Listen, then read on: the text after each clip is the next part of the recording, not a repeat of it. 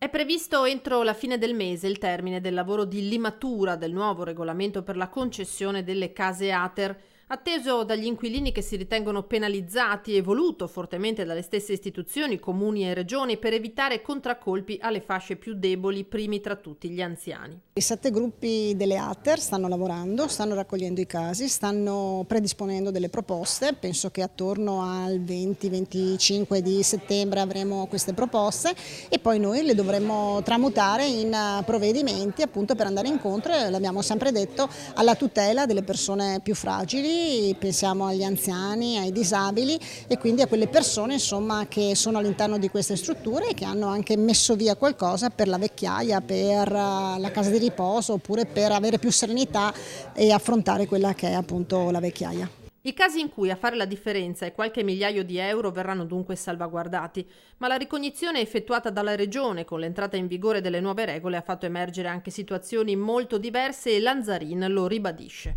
Noi abbiamo trovato casi di persone con 300, 400, 500, 700 mila euro in banca e io credo che queste persone non hanno neanche il diritto di protestare, avrebbero solo, dovrebbero avere la dignità di dire no, noi abbiamo capito, ne abbiamo approfittato finora e adesso riconsegniamo l'alloggio a chi ne ha bisogno.